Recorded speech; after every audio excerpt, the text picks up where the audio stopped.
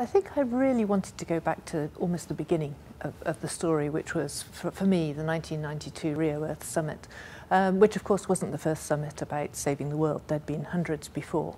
But what I wanted to focus on was the fact that Rio was different, because it brought not just policymakers and NGOs into the room, but also civil societies and businesses.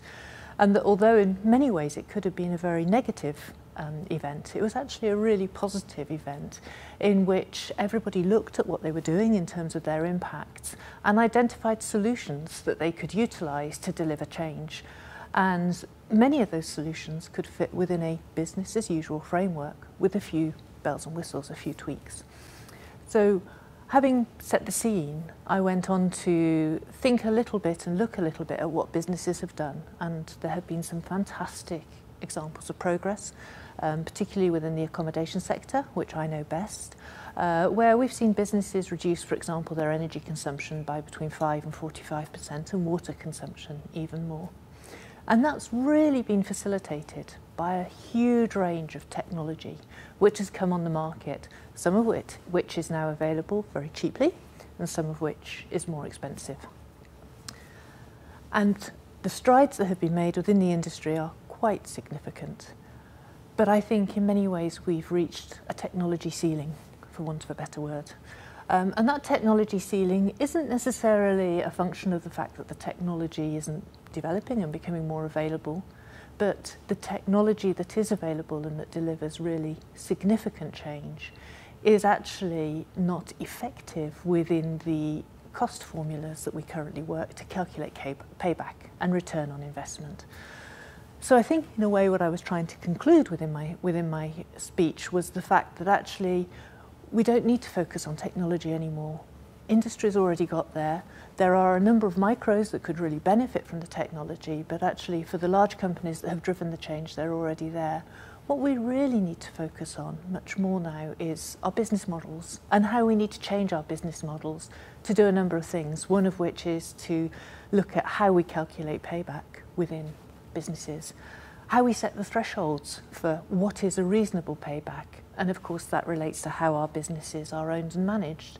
So for example, the fact that in many of the international companies we've moved from a largely owned and managed basis into a largely franchised and leased basis. That means that the businesses no longer own the physical infrastructure of a hotel. So therefore, why should they invest in, for example, a technology that will pay back in 6 years if they've only got 3 years on their lease? So it makes the whole issue more complex. So we need to look at new business models. We need to look at how we can convince businesses which perhaps don't own their infrastructure to deliver change.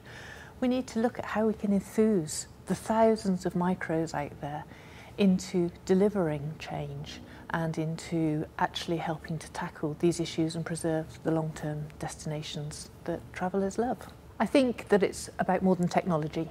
It's about changing the way you think about issues and identifying the solutions. And those changes might be calculating return on investment differently. They might be communicating with customers differently, making this into an opportunity. I think being negative and flagellating doesn't really help. It's more about identifying that market opportunity and going forward in the way that works for your individual business. I think there's a great tendency to talk about the tourism industry as a whole, which of course it isn't.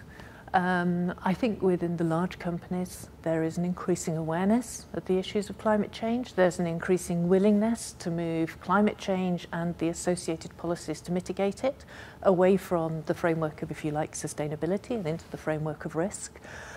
Personally, I think that's a huge benefit, and I think it will drive change much more quickly. I think if you're talking about the vast majority of tourism businesses, there's probably a great feeling that it's too big and we can't do much about it. Well, of course, everybody can do their bit. It's finding mechanisms to encourage people to do their bit, and it's about getting knowledge and information out there. And I think that that, in a way, has been something that we've not been terribly good at. We've perhaps been quite good at the doom and the gloom message, but we've perhaps not been that good at just saying to everybody, do one thing, just one thing, to make a change.